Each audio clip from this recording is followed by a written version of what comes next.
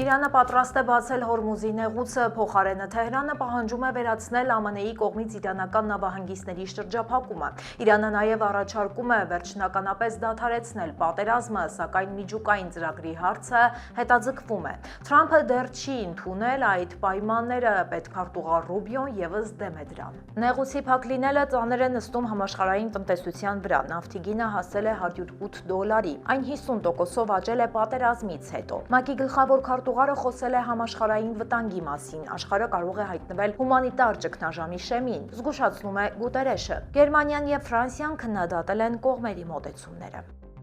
Պատերազմի ընթացքում արդեն հազարավոր մարդիկ են զոհվել։ Իրանում զոհերի թիվը 3375 է, իսկ Լիբանանում 2521։ Իսրայելի եւ Հզբոլլահի միջև զինադադարը երկարաձգվել է, չնայած դրան կողմերը պարբերաբար հարվածներ են հասցնում եւ զոհերի թիվը կրկին աճում է։ Վաշինգտոն-Թեհրան հարաբերությունները մնում են լարված, բանակցությունների վերսկսման հեռանկարը անորոշ։ Այժմ այն մասին, թե ինչ ենք պատմելու վայրկյաններ անց։ Թագավորական այց 20 տարվա ընդմիջումից հետո բանտախցից հանցավոր աշխարհի կառավարում մի քանի տասնյակ հանցագործ է ձերբակալվել։ Մահաբեր պտտահողմեր Թեքսասում տասնյակ ընտանիքներ մնացել են առանց տանիքի։ Կարմրուկի համաճարակը հաղթահարված է, սակայն վտանգը մնում է։ Մասնագետների խորհուրդն անփոփոխ է։ Թռչող տաքսիներ եւ անօդաչու մեքենաներ, Uber-ի նոր հեղափոխությունը, որից նաեւ Լոս Անջելեսը կօգտվի։ Իսկ թողարկման երկրորդ հատվածում կանդրադառնանք ամերիկացիների ամենասիրելի տոնին։ Բարև ձեզ, ես Լենա Կարապետյանն եմ, դուք միացել եք Glendale News-ին, եթե ուզում եք աջակցել մեզ, բաժանորդագրվեք մեր ալիքին եւ իհարկե անպայման լայքեք տեսանյութը, իսկ հիմա անցնենք այսօրվա թեմաներին։ Մեծ Բրիտանիայի թագավորը ժամանել է Վաշինգտոն, Չարլզ III-ը եւ Կամիլան եկել են հատուկ առիթով, ԱՄՆ-ն նշում է անկախության 250-ամյակը։ Թագավորը Սպիտակ տանը հանդիպել է Թրամփի հետ, թագավորը մտահոգություն է հայտնել նախագահի դեմ կատարված մահափորձի համար։ Նա աջակցություն է հայտնել Թրամփին եւ առաջին տիկնոջը։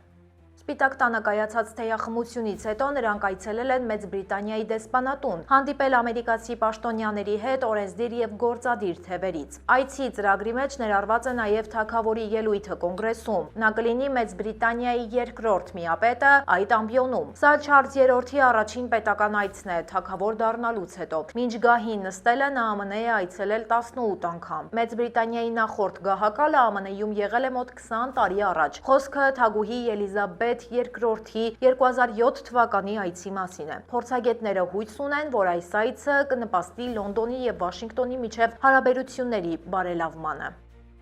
Նոր մանրամասներ են բացահայտվել Թրամփի դեմ հերթական մահափորձի վերաբերյալ, սա ոչ թե իմպուլսիվ պահվածք է եղել, այլ երկար ժամանակ ու մանրամասն պլանավորված իրականացված գործողություն։ Համոզված են իրավապահները, դատարանը 31-ամյա Ալենին մեղադրանքի առաջադրել 3 կետով։ Նրան սպառնում է ցմահ ազատազրկում մեղավոր ճանաչվելու դեպքում։ Հանցագործը ունեցել է հրացան, ատրճանակ եւ 3 դանակ։ Նա հարձակումից առաջ նամակ էր ուղարկել ընտանիքին նշելով, որ դեմ է վարչակազմին։ Ես ցանկանում էի նվազագույնի հասցնել քաղաքացիական զոհերը, ասել էր նա։ Ալենի փաստաբանները պնդում են նրա անմեղության կանխավարկածի մասին։ Դատարանը կալանքի հարցը կքննի այս շաբաթ, սակայն կատարվածը իրավականից բացի նաեւ անվտանգային բաղադրիչ է պարունակում։ Որքանով են արդյունավետ բարձրաստիճան պաշտոնյաների անվտանգության ապահովման գործող կանոնները, հարցը դեռ մնում է բաց։ Թրամփն ու առաջին տիկինը ABC հեռուստաալիքից պահանջել են աշխատանքից հեռացնել հաղորդավար Ջիմի Քիմելին։ Նա Մելանիա Թրամփի մասին խոսելիս օգտագործել էր ապագա այրի արտահայտությունը։ Սկանդալը տեղի է ունեցել Թրամփի դեմ վերջին մահափորձից 2 օր առաջ։ Նախագահը միմյանց է կապում այդ երկու դրվագը։ Ի պաշտպանություն հաղորդավարի հանդես է եկել հայտնի դերասանուհի Ջեյն Ֆոնդայի գլխավորած խումբը։ Ամերիկայում երկիծանքը հանցագործություն չէ, հայտարարել են իրավապաշտպանները։ Նրանք կոչ են անում ABC-ին չհնազանդվել Սպիտակ տան ճնշումներին։ Քիմելը նախկինում ևս հեռացվել էր եթերից Չարլի Քըրքի մահվան պատճառների վերաբերյալ իր հայտարարությունների պատճառով։ Ավելի ուշ նա իր հաղորդման մեջ ներողություն էր խնդրել եւ ընկերությունը երկարաձգել էր հաղորդավարի հետ պայմանագիրը։ Թե ինչ կորոշվի այս անգամ դեռ պարզ չէ։ ABC-ն առայժմ պաշտոնական պատասխան չի տվել Թրամփի պահանջին։ Բանտարկյալը բջջային հեռախոսով կառավարում էր հանցավոր աշխարհը ամերիկյան ոչ թե մեկ, այլ միանգամից մի քանի նահանգներում։ Նման եզրակացության են եկել ամերիկյան իրավապահները գանգստերական դրախտ անունով լայնածավալ գործողության արդյունքում։ FBI-ը ձերբակալել է մեքսիկական մաֆիա խմբավորման անդամ հանդիսացող 40-ից ավելի անձանց։ Մի քանի օր տևած գործողությունների ընթացքում ձերբակալություններ են կատարվել նաև Լոս Անջելեսում եւ Օրինջ շրջանում։ Ձերբակալվածներին մեղադրում են սպանության եւ թմրամիջոցների վաճառքի մեջ։ Հանցագործները նաև առևանգումներ են կատարել եւ գումարներ շորթել։ Այս խմբավորումը վերահսկում է բազմաթիվ փողոցային ավազակախմբեր։ Լուիս Կարդենասը խմբավորման հանցավոր գործունեությունը ղեկավարում էր անմիջապես բանտից։ Ձերբակալվածներին սպառնում է ցմահ ազատազրկում, որոշ դեպքում հնարավոր է նաև մահապատիժ։ Գործողության որոշ դրվագներ դեռ շարունակվում են։ Սարսափելի պտտահողմերը ավերել են Թեքսասի հյուսիսային հատվածը, ազգային եղանակային ծառայությունը հաստատել է 2 պտտահողմ, քամու արագությունը հասել է ժամում 217 կիլոմետրի։ Տարերքի պատճառով առնվազն 2 մարդ է մահացել, 20 ընտանիք հարկադրված տարհանվել է։ Շատ շինություններ ստացել են լուրջ վնասներ, մեծապես վնասվել են նաև ենթակառուցվածքները, ամենաշատը էլեկտրամատակարարման համակարգը։ Իշխանությունները դեռ գնահատում են հասցված վնասների չափը։ Տեղանքում շարունակում են աշխատել արտակարգ ծառայությունները, նրանց օգնում են կամավորները։ Աղետի գոտում իրավիճակը դեռ լարված է մնում։ Օդերեութաբանները շարունակում են մշտադիտարկումը ամբողջ տարածքում, չեն բացառում նոր պտտահողմերը։ ԱՄՆ-ում կարմրուկի համավարակը համարվում է հաղթահարված, այն ամենածանրն էր վերջին 35 տարվա ընթացքում։ Բռնկումը գրանցվել էր Հարավային Քարոլինայում, պայքարը սկսվել էր անցյալ տարվա հոկտեմբերից։ Հիվանդացել էր մոտ 1000 մարդ, դպրոցականները անցել էին կարանտինի վարակը կանխելու համար։ Բուժումը պետբյուջեի վրա նստել է 21 միլիոն $, բժիշկները ներարկել են մոտ 82,000 պատվաստանյութ, դա 30%-ով ավելի է նախորդ տարվա համեմատ։ Դեպքերը շարունակում են աճել ամբողջ ԱՄՆ-ում, այս տարի գրանցվել է կարմրուկի 1792 դեպք։ Վիճակը մտահոգիչ է հատկապես Յուտա եւ Արիզոնա նահանգներում։ Կարմրուկի դեմ պատվաստումները նվազել են վերջին տարիներին, վարակի նոր աճը հաշվի առնելով, մասնագետները ահազանգում են նոր բռնկումների վտանգի մասին։ Պատվաստումները մնում են լավագույն պաշտպանությունը։ Uber-ի ինքնակառավարվող տաքսիները արդեն փորձարկվում են Սան Ֆրանցիսկոյում, այս մեքենաները խոստանում են երթևեկության նոր մշակույթ Կալիֆոռնիայում։ Սա համապատասխանում է ընկերության զարգացման նոր հայեցակարգին, ըստ որի առաջիկա տարիներին հսկայական միջոցներ կուղղվեն նոր տարածքներ մուտք գործելուն եւ մեքենաների պարկը թարմացնելուն։ Խոսքը հազարավոր նոր մեքենաներ ներգրավելու մասին է։ Սան Ֆրանցիսկոյում նոր ծառայությունը կգործարկվի 2026-ի վերջին։ Uber-ը պատրաստվում է նաև օդում գերակայության հասնել։ Ընկերությունը նախատեսում է թռչող տաքսիների գործարկումը։ Դրանք կոչվում են Uber Air։ Այս ծրագիրը մեկնարկելու է Դուբայից, որտեղ հնարավոր կլինի պատվիրել էլեկտրական օդային տաքսի։ Այն կտեղավորի մինչև 4 ուղևոր։ Քաղաքում կլինեն 4 հատուկ վայրեջքի հրապարակներ օդանավակայանում, առևտրի կենտրոններում եւ հյուրանոցներում։ Ապագայում ծրագրվում է թռչող տաքսիների գործարկում տարբեր երկրներում։ Ցանկում են Նյու Յորքը, Լոս Անջելեսը, Մեծ Բրիտանիան եւ Ճապոնիան։ ԱՄՆ-ում թռիչքների համար ընկերությունը պետք է անցնի դաշնային ավիացիոն վարչության փորձաքննությունը։ Կալիֆոռնիան բուժքույրերի համար իրական դրախտ է։ ԱՄՆ-ի ամենաբարձր վարձատրվող 25 քաղաքներից 22-ը գտնվում են այստեղ։ Հետազոտողները վերլուծել են աշխատանքի վիճակագրության բյուրոյի տվյալները։ Այն ցույց է տվել աշխատավարձերի մեծ տարբերությունը։ Ազգային միջին աշխատավարձը կազմում է $98,430։ Կալիֆոռնիայում ցուցանիշը շատ ավելի տպավորիչ է։ Սան Խոսեում բուժքույրերի տարեկան աշխատավարձը հասնում է $109,880։ Սան Ֆրանցիսկոյում եւ Վալեխոյում նույնպես գրանցվել են բարձր ցուցանիշներ։ Լոս Անջելես, Լոնգ Բիչ, Անահայմ քաղաքային գոտում աշխատավարձը $138,010 է։ Յուրաքանչյուր քաղաք այս ցանկում վճարում է նվազագույնը 26% ավել։ Համեմատության համար Ալաբամայի քաղաքներում վարձատրությունը ամենացածրն է։ Դոթան քաղաքում բուժքույրերը ստանում են ընդամենը $67,520։ Կալիֆորնիայում կարող են հարկել գերհարուստներին, արհմիությունները արդեն ներկայացրել են միլիարդերների հարկման նախաձեռնության օգտին 1.5 միլիոն ստորագրություն։ Սա գերազանցում է պահանջվող քանակը։ Առաջարկը կարող է հայտնվել նոյեմբերյան քվեաթերթիկներում։ Քաղաքացիները կորոշեն, արդյոք կընդունվի այս հարկը։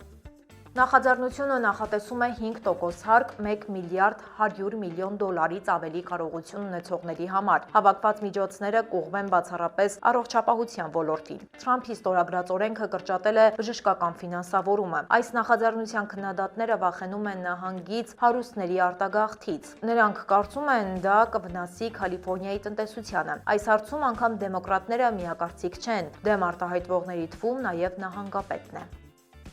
Այժմ եկեք տեղափոխվենք մեր Facebook-յան էջ, որտեղ ամեն օր տեղադրում ենք վերջին թարմնորությունները։ 2028 թվականի օլիմպիական խաղերին ընդառաջ արդեն վաճառվել է ավելի քան 4 միլիոն տոմս։ Լոս Անջելեսում իրական տոմսերի վաճառքի հետ ակտիվացել է նաև կեղծ տոմսերի վաճառքը։ Թեման այնքան է լրջացել, որ դրան առանձին հայտարարությամբ անդրադարձել է Կալիֆորնիայի գլխավոր դատախազը, կոչ անելով տոմսեր գնել միայն լիազորված վաճառողներից։ Խարդախներից պաշտպանվելու համար իրավապահները պարզ կանոններ են հիշեցնում։ Շատ էժան տոմսերը պետք է կասկած առաջացնեն։ Պետք է հեռու մնալ նաև անծանոթ հավելվածներից։ Դրանց միջոցով տոմս ամրագրելուց առաջ պետք է խորհրդակցել մասնագետների հետ։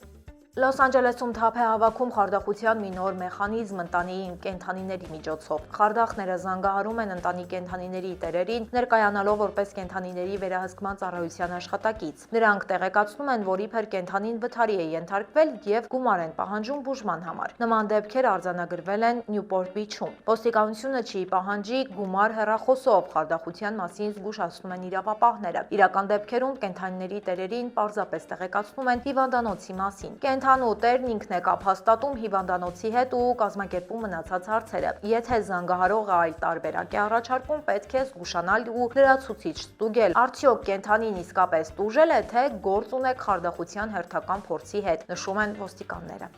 Լոս Անջելեսի հյուսիսարևելյան հատվածում հերթական իրավախախտ վարորդն է մարտաֆիլմ հիշեցնող տեսանյութի հերոս դարձել։ Վարորդը խախտել է բոլոր հնարավոր երթևեկության կանոնները, անտեսել է կանգառի նշանները եւ կարմիր լույսերը։ Նա վարել է մեքենան հանդիպակաց ուղղությամբ։ Ոստիկանները հետևել են նրան օդից։ Վարորդի խելահեղ ընթացքը տևել է 20 րոպե։ Միջադեպը գրանցվել է 110 մայրուղու վրա։ Մոտ 20 րոպե վարելուց հետո նա մեքենան կայանել է եւ փախել մոտակա բլրի ուղղությամբ, փորձելով խուսափել ոստիկանների հետապնդումից։ Ոստիկանները սակայն շարունակել են գործողությունը եւ վարորդը հանձնվել է։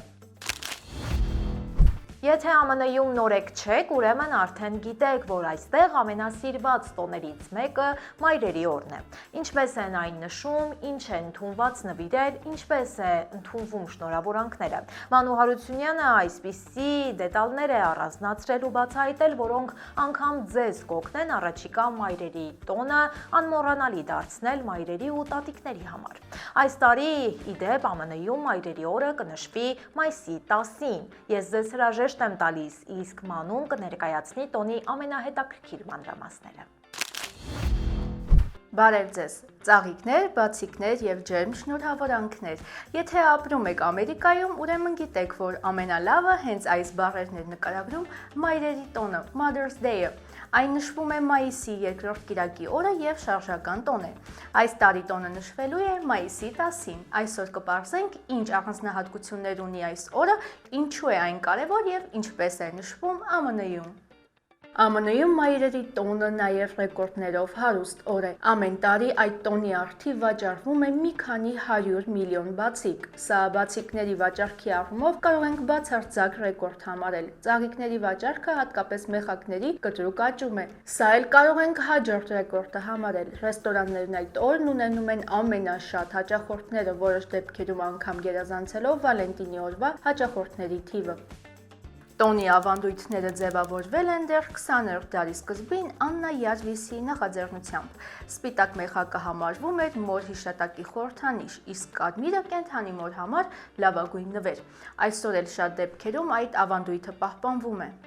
Ամերիկյան ընտանիքներում տարածված է մայրերին անակնկալ մատուցելը սկսած վաղ առավոտից։ Երեխաները պատրաստում են ձեռագործ բացիկներ կամ նվերներ, երբեմն նաև փոքրիկ ներկայացումներ։ Շատ տարածված է նախաճաշը անկողնում մատուցելու ավանդույթը։ Ընտանիքի անդամները հաճախ հավաքվում են միասին, ընդգծելով կապը, ուշադրությունն ու երախտագիտությունը մայրերի հանդեպ։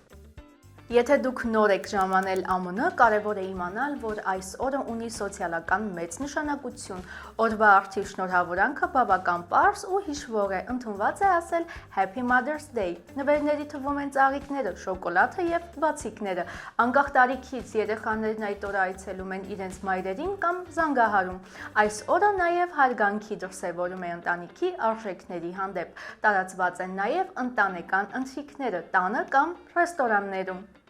Յուրահատուկ է նաև օրվա տոնական սեղանը։ Շատ ընտանիքներ նախընտրում են նախաճաշ կամ բրանչ։ Սեղանին հաճախ լինում են ձվով ուտեստներ, փանքեյքներ եւ թարմ մրգեր։ Ընթրիքի համար ընտրում են թեթև ուտեստներ։ Տոնական սեղանը հաճախ զարդարվում է ծաղիկներով եւ գունեղ դեկորներով, ստեղծելով ջերմ ու ընտանեկան մթնոլորտ։ Շատ տարածված են տնական թխվածքները, տորթերը եւ շոկոլադե աղանդերը։ Որոշ ընտանիքներում երեխաները հենց իրենք են պատրաստում ուտեստները որպես սիրո դրսևորում։